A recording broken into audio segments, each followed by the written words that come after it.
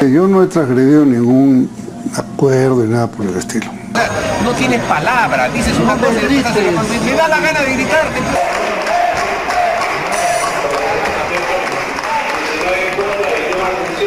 En el APRA los temas de conciencia se resuelven con votos de conciencia. De gritarte porque eres un traidor, compañero. Ya basta. Traidor siempre lo ha sido, no tienes palabras.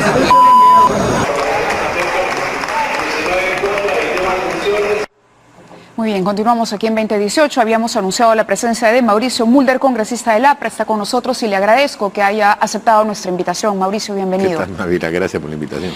¿Es cierto que usted grabó esas imágenes? No, las grabó el señor Carlos León, que es el asesor del señor... Yo lo vi cuando lo estaba filmando. ¿El asesor de? De Jorge del Castillo. Porque decían que era un asesor suyo. No. Porque Carlos incluso hay un León. momento en que usted mira la cámara y Sí, hay pero todo igual, un guión. a mí no me avergüenza de todas maneras que haya salido lo que salió, porque yo lo he dicho en un lugar público y además delante de todo el mundo, y se lo volvería a decir en las mismas circunstancias, porque yo soy un dirigente del partido y como tarea fundamental, los dirigentes del partido aprista tenemos que preservar la disciplina del partido. Ese ha sido un valor fundamental que hemos tenido durante 90 años. Y Aya de la Torre mismo decía, nadie está por encima de la disciplina del partido, ni yo mismo. Entonces, cuando se toman acuerdos y cuando esos acuerdos no son con acuerdos de conciencia, porque eso no es un acuerdo de conciencia, en los acuerdos de conciencia, Jorge del Castillo y Luciana León tienen sus puntos de vista, ellos están en contra del LGTB, en contra del aborto, ese tipo de cosas, y no hay ningún problema. Pero en los temas que son políticos estrictamente se toman decisiones políticas, y en las decisiones políticas las minorías acatan lo que dicen las mayorías, así funciona el APRA.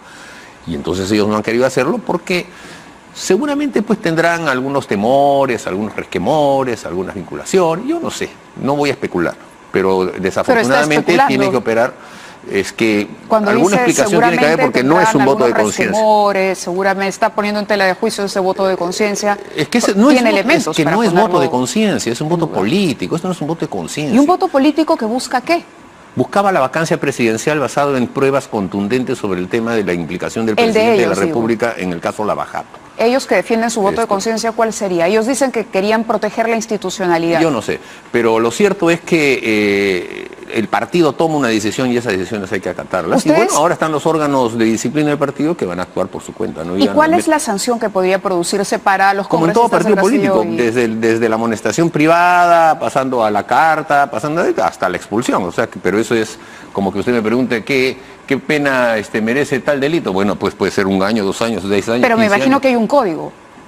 Por eso, en el Código de Disciplina se establecen graduaciones. Hay 9 gradaciones, la más grave de todas es la expulsión.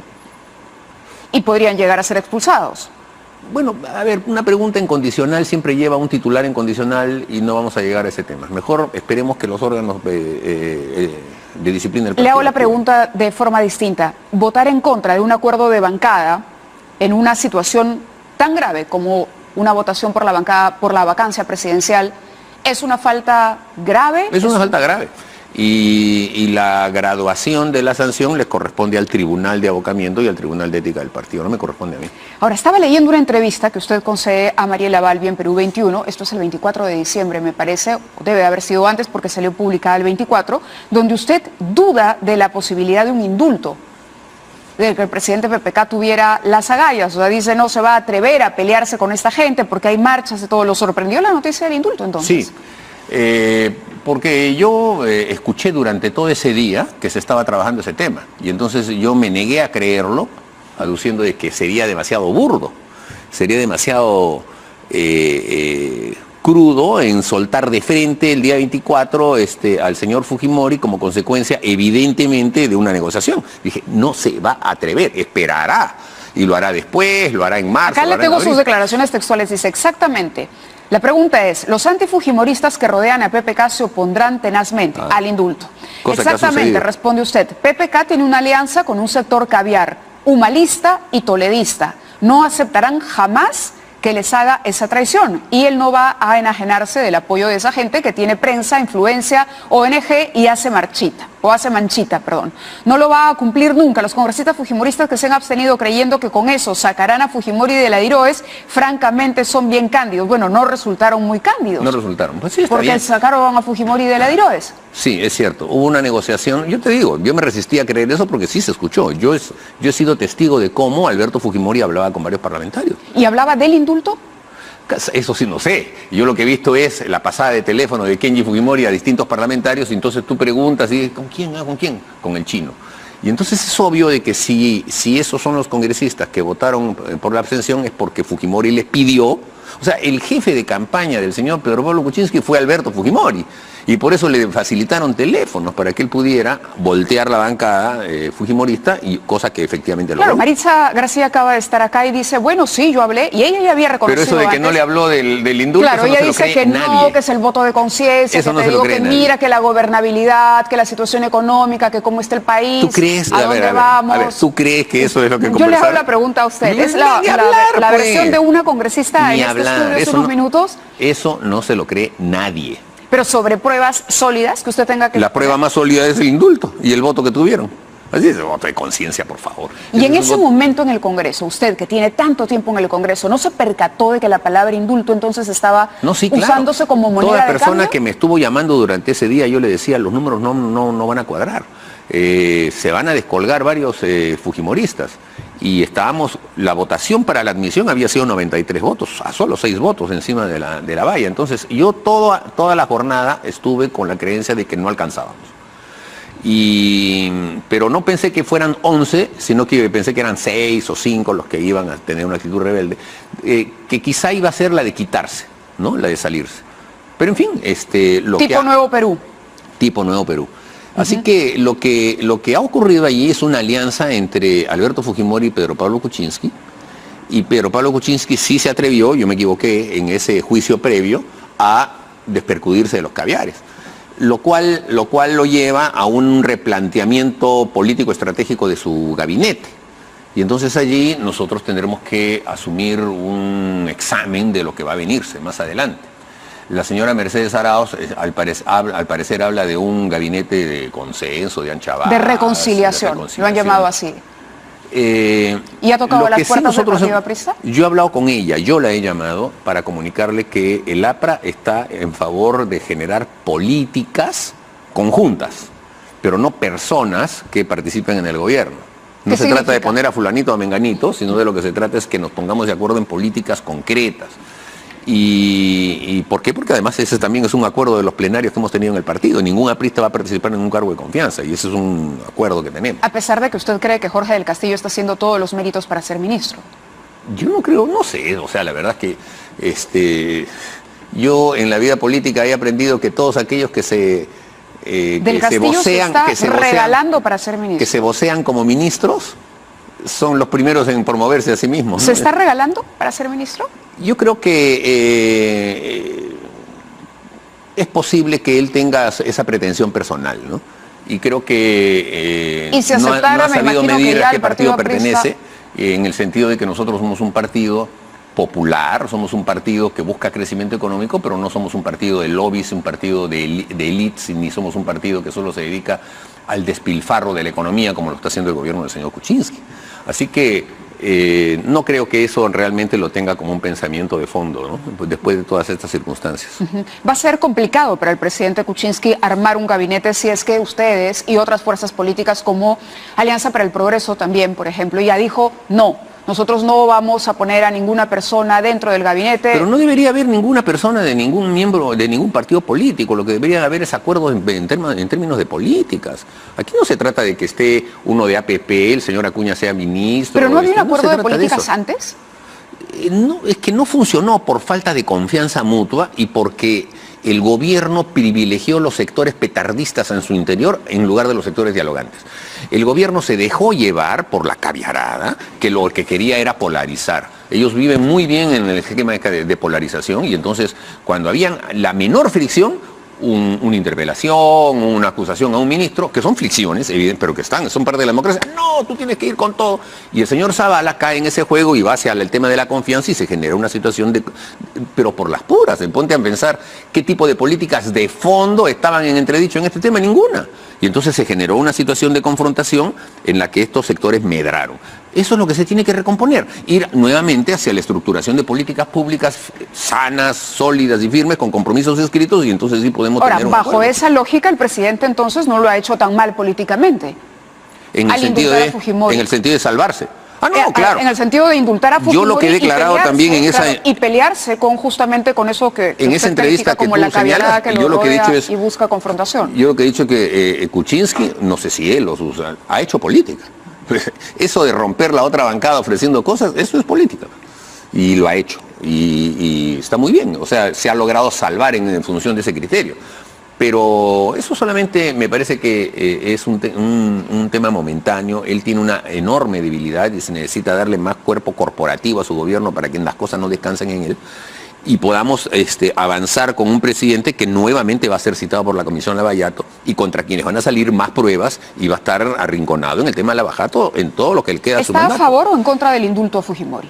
No, yo estoy en contra. Yo la verdad es que considero que... ¿En contra por la forma o por el fondo? Por la forma y por el fondo. ¿Por las dos cosas? Sí, porque no ha sido un indulto humanitario. Yo siempre declaré que estoy a favor del indulto realmente humanitario, pero no ha sido humanitario. Y entonces el fondo no existe. Y la forma, peor, porque ha sido consecuencia de una negociación. Eso que en mayo del año pasado, porque ya estamos en 2018, Alan García dijo que estaban las condiciones dadas para indultar a Fujimori. De alguna manera dejó entrever su posición a favor de un indulto humanitario, y en ese momento él decía que las condiciones ya estaban dadas porque era evidente resquebrajamiento para él de la salud de Fujimori. Bueno, yo declaré más o menos lo mismo, en el sentido de que si se trata de que su salud está en serio peligro, el indulto humanitario me parecía lo más correcto, incluso en función de que pueda ser un arresto domiciliario. Pero es evidente que eso no ha ocurrido. Sí está con la salud bastante resquebrajada, pero el concepto de humanitario ya es un concepto hacia posiciones mucho más graves, ¿no? Pero por eso le preguntaba, ¿a favor de la forma o del fondo? Porque si considera que la salud está resquebrajada, entonces de fondo vale. La forma puede ser cuestionable. Pero ¿quién no tiene pues a los 78 años salud resquebrajada, ¿no? No es un tema que se vaya a morir mañana, según los médicos, ¿no es cierto? Yo no soy médico, pero ellos no han señalado de que esté en una situación de una Pero hay una enfermedad junta terminal. médica que ha recomendado al presidente el indulto, cosa que no ha pasado en otros casos, ¿ah? En el gobierno de Toledo o en el gobierno de Valentín Paniagua incluso, revisando la lista de indultos humanitarios, hay algunos que no cuentan ni siquiera con un diagnóstico o un acta. Sí, claro. Ni de junta médica, ninguna. Es que también eran indultos políticos. Porque en el fondo el indulto, lo han dicho varios especialistas acá, en el fondo el indulto es una prerrogativa exclusivísima del presidente de la República, que ni siquiera necesitaría una justificación de esa índole, porque le da la gana, lo puede hacer. Entonces habría que aceptarla.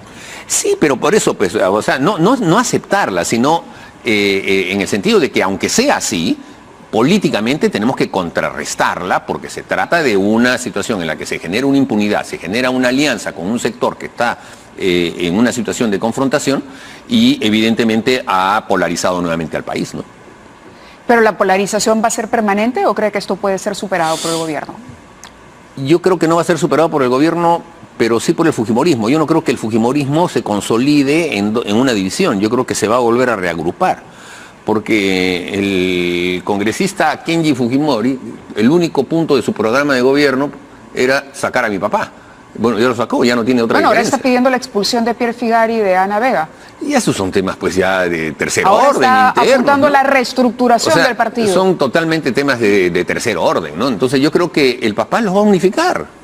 Los va a unificar, y eso de que ahora estén peleados es simplemente tratar de establecer una especie de avión de dos alas, como para que pueda haber cierto debate y hablemos de ellos, que ese es el truco del tema. ¿Cabe que la Corte Interamericana se pronuncie o intervenga en este indulto humanitario o debería respetar esa decisión? Es decir, el problema político puede ser interno.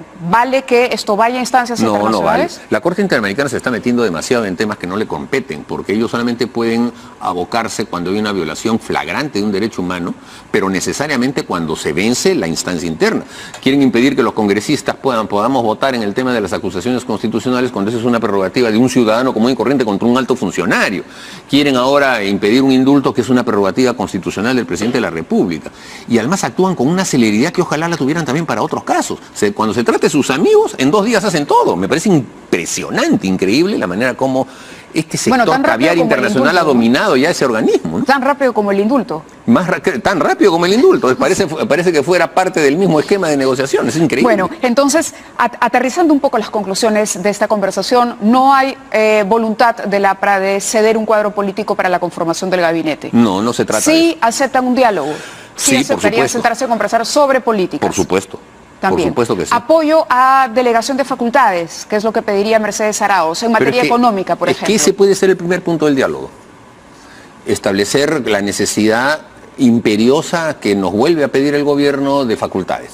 Y si realmente hay un tema en el que el Congreso se entramparía, no lo puede dilucidar y es un tema de absoluta urgencia, yo no tendría ningún problema. En apoyarla. En ese tema, pero en términos generales, nuevamente, como la carta blanca que les dimos la vez pasada y que les permitió durante 90 días sacar todos los decretos legislativos que fuera, para que ahora nos vuelvan a pedir las mismas facultades. Entonces, ¿qué cosa no hicieron, dejaron de hacer en el anterior caso que ahora también lo necesitan? Entonces quiere decir entonces que no estaban lo suficientemente preparados la primera vez y es obvio que entonces la segunda vez tampoco lo van a estar. Entonces lo importante sería que nos diga, necesitamos esto y lo otro. Y si hay alguna de las cosas que el Congreso no la puede sacar, perfecto, facultades, pero una facultad de 15 días, de 10 días, saquen su decreto legislativo ahorita, no pidan 90 días y después en el día 89 recién están sacando todo el aluvión de decretos legislativos. De decretos. ¿La Comisión Lavallato debería reestructurarse también? Sí, eso es irrelevante. Entra una persona de un partido, sale de otro partido y al final la proporcionalidad tiene que ser la misma. Por los cuestionamientos a la señora Bartra, los cuestionamientos a su presencia durante el allanamiento de Fuerza Popular, entonces se dice, no, esto ya desacredita, y hay voces en el Congreso que dicen, hay que reestructurar también esa comisión para que ofrezca garantías. No, eso es absurdo, porque en el Parlamento sus integrantes son políticos, y los políticos son siempre controvertidos. Y entonces tú no vas a tratar a un parlamentario como si se tratase de un juez. No es un juez. Por eso es que son entidades colectivas las que integran las decisiones en el Parlamento, porque lo que determina ahí es el número de votos. Entonces no interesa si a la persona les gusta o no les gusta. Lo que interesa es que los temas que se traten de una manera correcta. Y no es posible para un presidente de comisión hacer lo que le dé la gana porque tiene la vigilancia de los demás parlamentarios. Entonces, a mí me parece irrelevante. Lo he visto toda la vida, no les gusta a uno, ya pones a otro y también no le va a gustar, pues. Al final es lo mismo. Entonces, yo creo que simplemente tratar de hacer un poco una política de minar la Comisión Lavajato, porque como la Comisión Lavajato fue la que encontró y determinó los temas de Westfield y First Capital, entonces hay que bajarle el tono para... También ha anunciado que vienen más temas, ¿no? Pero sí hay evidentemente todos las transferencias bancarias que han ido de Lima hacia Miami. ¿No tiene capacidad moral para gobernar? A mi modo de ver, no la tenía ya en ese momento y eso no cambia, esos hechos ya son contundentes. Y el presidente en ningún momento pudo desmentir. ¿Y propondrían, dado el caso, nuevamente una vacancia presidencial? Bueno, yo lo propondría, pero sin duda tiene que haber un análisis político detrás también del tema, ¿no? Yo creo que las cosas se precipitaron porque el presidente de la República no quiso comparecer ante la comisión, después tuvo una actitud altanera y desafiante contra la comisión. Y entonces eso fue alimentando ese estado de cosas. Probablemente si hubiese tenido una actitud colaborativa nunca hubiésemos hablado de vacancia. Así, porque las circunstancias políticas se van desarrollando de acuerdo a los acontecimientos. Pero entonces se trataba de presionarlo a asistir a la comisión y no de cuestionar la mentira o la falta a la verdad que había del presidente respecto a sus negocios con Odebrecht. Era cuestión de que él dilucidara esos cargos o en la comisión o como lo hizo finalmente en el Pleno. Pero... ¿Fue el pedido de vacancia una presión al presidente para que asistiera a Lavajato? No a Lavajato, sino para que responda sobre lo que no quería responder, sin duda alguna. Y sus respuestas fueron completamente insuficientes. Si esa misma respuesta la daba en la Comisión Lavajato, evidentemente a partir de lo que se supiera de esas respuestas también podría haberse generado una situación de vacancia. Bueno, ¿y hoy ha respondido o no? ¿Cómo hoy? ¿El presidente ya aclaró sus dudas? ¿Hoy día? Sí. Yo no he escuchado la declaración del presidente hoy día. No me refiero hoy, me refiero al momento. Después de la defensa que hizo no, para nada. Para nada. No, por en absoluto. Claro, por lo tanto le digo, él no ha desvirtuado no está descartada la posibilidad de que en los próximos, no sé, en lo que queda del gobierno se vuelva a presentar una figura. Por eso que te lo digo, ponga pues límite. depende de las circunstancias políticas, pero que él, a mi modo de ver, particularísimo, es culpable, porque eso de que mi empleado manejaba, yo no sabía, pero también mi empleado me contrataba en su empresa y yo cobraba, por favor, eso no me lo creo. Correcto, muchísimas gracias por haber estado María. con nosotros en este segundo día del programa.